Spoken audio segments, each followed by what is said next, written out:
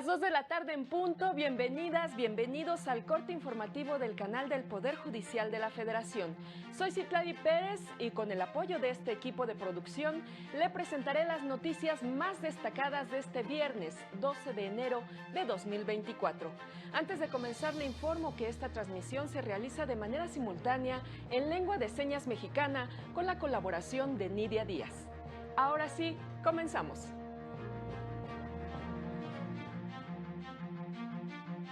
La Corte determinó que las normas que imponen sanciones por el uso de áreas públicas sin autorización violan los derechos de reunión y asociación.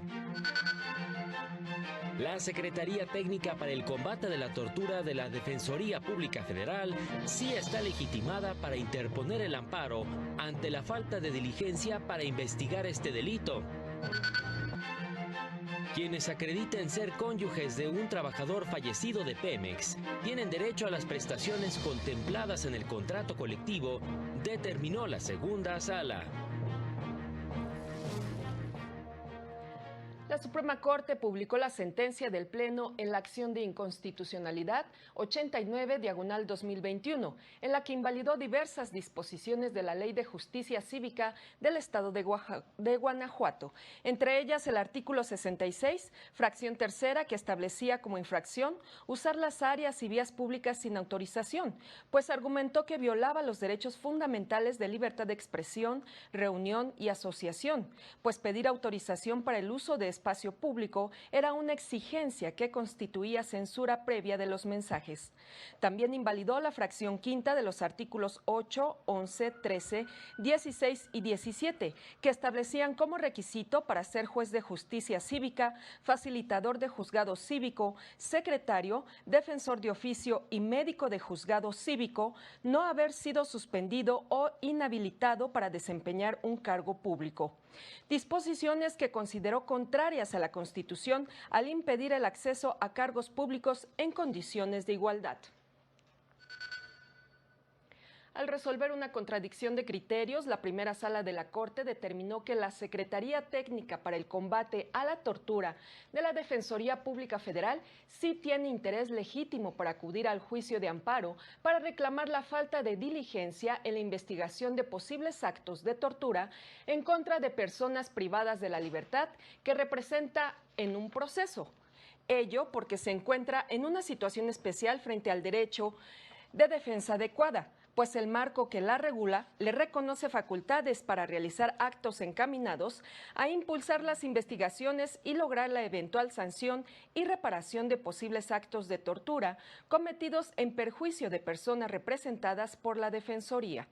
Pues una eventual concesión del amparo le generaría un beneficio especial, pues le permitiría cumplir con el objetivo para el que fue creada, que es el combatir la impunidad en casos de tortura que afectan a personas privadas de la libertad. Al respecto, la Unidad General de Conocimiento Científico y Derechos Humanos de la Suprema Corte indicó que en casos de tortura y malos tratos, las personas juzgadoras deben analizar la variedad de factores personales y ambientales que incrementan el sufrimiento que padecen las personas en condición de vulnerabilidad que son víctimas de este delito, lo que se conoce como perspectiva interseccional. Aseguró que ello no implica simplemente acumular las desventajas que padecen las personas, sino entender y visibilizar la experiencia particular de la opresión cuando existe una combinación de elementos contextuales.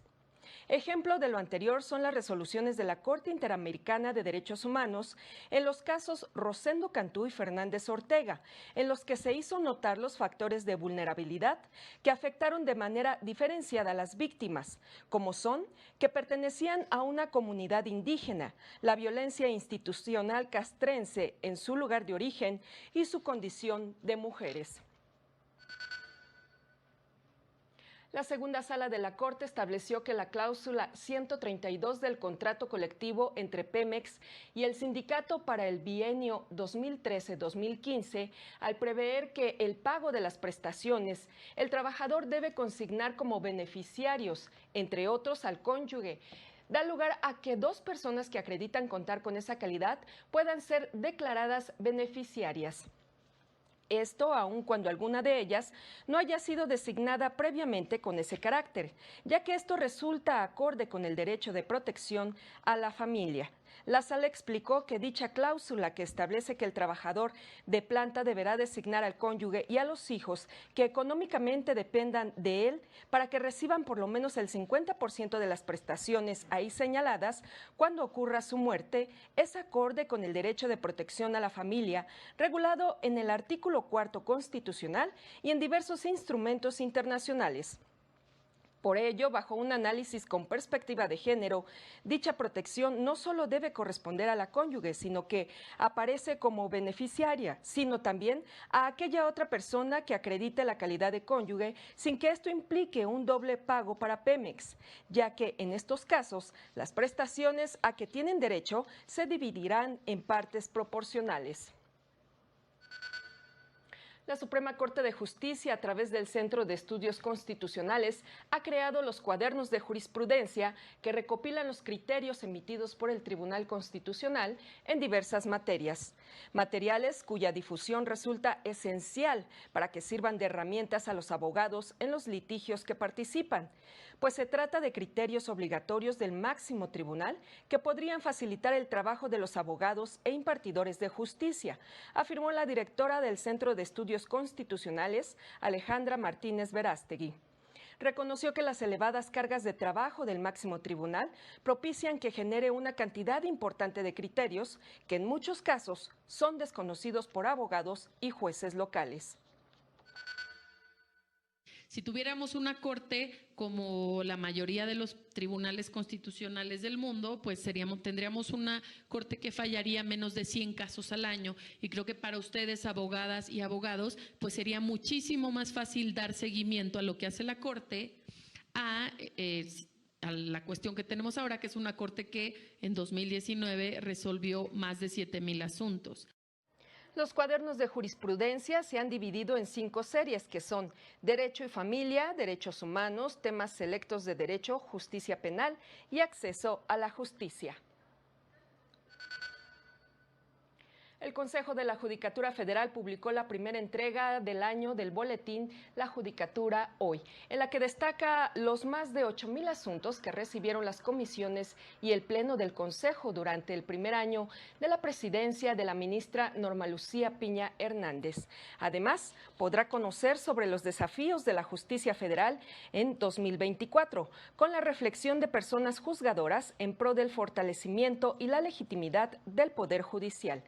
El boletín también incluye una sección de podcast, noticias de tribunales en el mundo, efemérides y un recuento de los apoyos a los damnificados de Acapulco y mucho más. Consúltelo en su sitio www.cjf.gov.mx.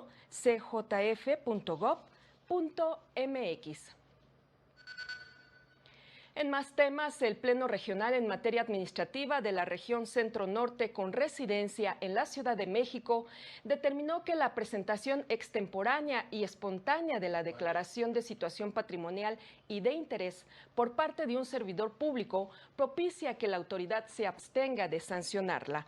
Lo anterior de acuerdo con el artículo 101, fracción segunda de la Ley General de Responsabilidades Administrativas, que establece que la autoridad se abstendrá de sancionar cuando el acto u omisión haya sido corregido o subsanado de manera espontánea y los efectos producidos hubiesen desaparecido. Lo anterior se justifica ante la necesidad de distinguir entre los errores administrativos de los servidores públicos y los actos de corrupción reales, en los cuales la autoridad debe orientar sus acciones de prevención y sanción. Explicó que la no presentación de dicha declaración se convierte en una falta no grave que se subsana cuando se presenta de manera espontánea. Es momento de una pausa, no se vaya, será muy breve.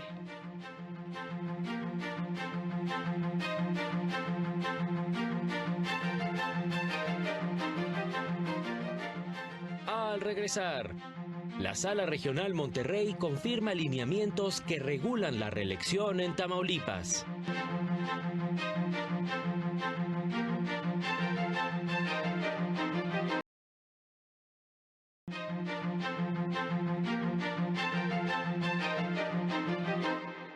Las 2 de la tarde con 10 minutos. Gracias por continuar con nosotros. Le tenemos más noticias. La Sala Regional Monterrey del Tribunal Electoral avaló los lineamientos emitidos por el Instituto Electoral de Tamaulipas en torno a la reelección de los cargos públicos que se disputarán en el proceso electoral en curso. Al confirmar la resolución del Tribunal Electoral del Estado en el mismo sentido, desestimó la impugnación de Morena sobre que el OPLE había excedido su facultad reglamentaria, pues este sí está facultado para emitir disposiciones que hagan efectivo el derecho a la reelección. En cuanto a los artículos de los referidos lineamientos, en los que se establece que los partidos y candidaturas independientes que soliciten la reelección deberán garantizar la paridad y las acciones afirmativas, así como que no se trata de una reelección cuando un integrante del ayuntamiento se postula a un cargo diverso del mismo órgano municipal, el inconforme no confronta las razones que dio la responsable para desestimar sus argumentos. Por su parte, la Sala Regional Guadalajara desestimó la impugnación que realizaron diversos partidos políticos en Baja California sobre el financiamiento para sus actividades y gastos de campaña durante este año, pues la Suprema Corte ya había invalidado un artículo de la Ley Local de Partidos en esta materia. Lo anterior al confirmar la sentencia del Tribunal Electoral de la entidad, que a su vez revocó los lineamientos del Instituto Electoral Local y le ordenó ajustarse a lo que resolvió el Pleno de la Corte en la acción de inconstitucionalidad 137/2023 y sus acumuladas, una decisión que debe acatarse aunque no exista una notificación. La Suprema Corte, y con esa amplia difusión que hay de sus sentencias, pues declara inválido un precepto. Cuando a veces no está esa versión pública, bueno, puede consultarse la línea de jurisprudencia de la propia Corte. De ahí que el proyecto se sustente mucho en esta parte y propongamos la confirmación. Por su parte, la Sala Regional Ciudad de México del Tribunal Electoral ordenó a la Secretaría Ejecutiva del Consejo General del INE admitir el recurso de revisión que interpuso la consejera electoral del Distrito 9 en la capital del país, pues vulneró su garantía de audiencia al omitir notificarle que su puesto había quedado vacante para el proceso electoral que se encuentra en marcha. Por lo que era preciso que se le notificara personalmente el informe por el que se abrieron las vacantes para esos cargos, entre los que se encontraba el de la parte actora. Y al no existir constancia de ello, es que la ponencia considera que se vulneró su garantía de audiencia, ya que no estuvo en aptitud de impugnar en tiempo y forma ese acto.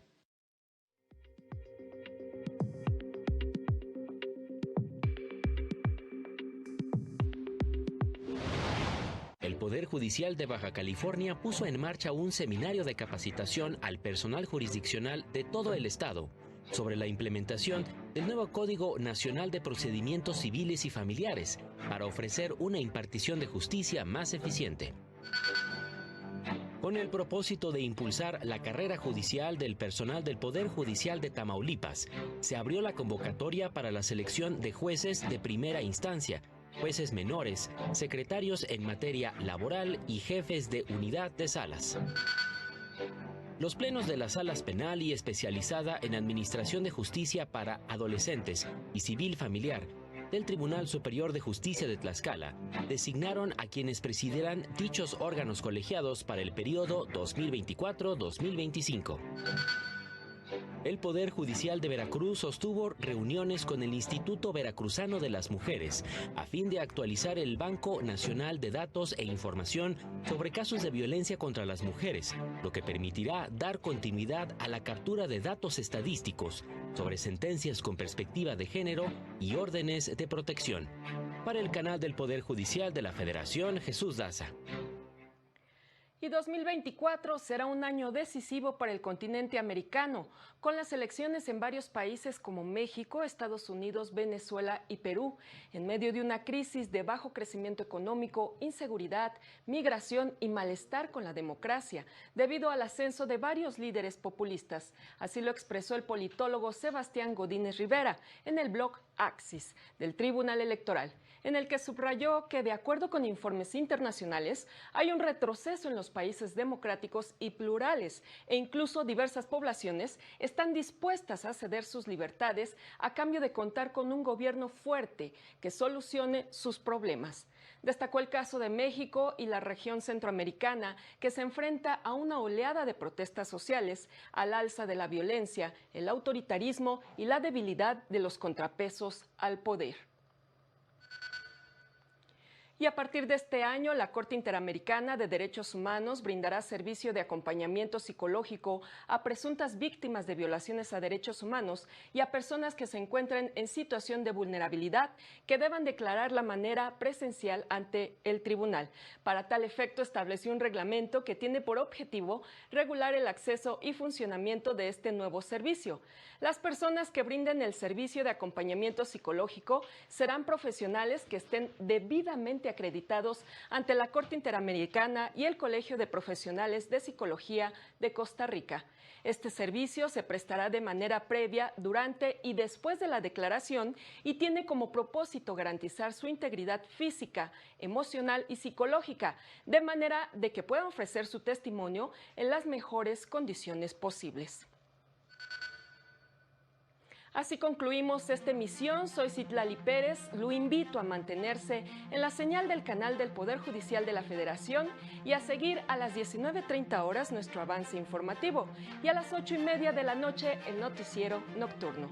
Este sábado sigue a las 18:30 horas Semanario Judicial, resumen semanal de noticias del Poder Judicial de la Federación, con su repetición el domingo a las 10:30 de la mañana. Gracias por su atención, que tenga un excelente fin de semana. Hasta pronto.